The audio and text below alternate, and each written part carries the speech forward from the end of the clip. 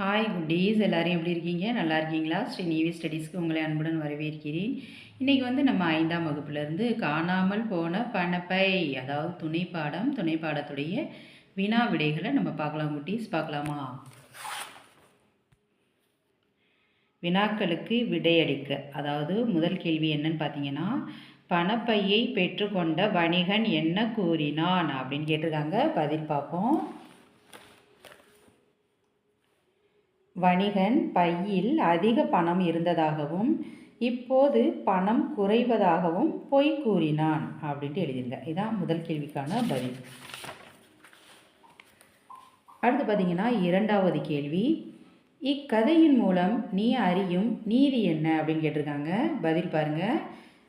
பேராசை பெருநட்டம் என்ற நீதியும் நேர்மையே நிறைவான வாழ்வு என்ற நீதியும் இக்கதையின் மூலம் நான் அறிந்த நீதியாகும் அப்படின்ட்டு எழுதுங்க. அடுத்து பார்த்தீங்கன்னா, மூன்றாவது கேள்வி, இக்கதையில் நீ விரும்பிய கதை மாந்தர் யார்? அவரை பற்றி 5 வரிகளில் எழுதுக அப்படின்னு கேட்டிருக்காங்க. இப்போ நம்ம இந்த கேள்விக்கான பதிலை பார்க்கலாம். இக்கதையில் நான் விரும்பிய கதை மாந்தர் கதையில் குறிப்பிட்டுள்ள நாட்டு சிற்றரசர் ஆவார்.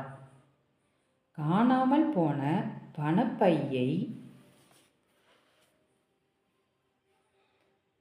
ஒப்படைத்தவருக்கு சன்மானம் வழங்காத பேராசை கொண்ட வணிகனுக்கு பாடம் புகட்டியும் வயதான மூதாட்டியின் நேர்மையை பாராட்டி அவருக்கே அப்பணப்பையை திருப்பி கொடுத்ததாலும் அவரையே இக்கதையில் நான் விரும்பிய சிறந்த கதை மாந்தர் ஆவார்.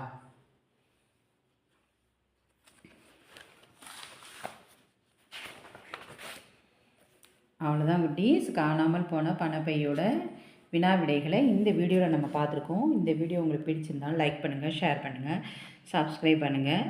பாய் குட்டீஸ்.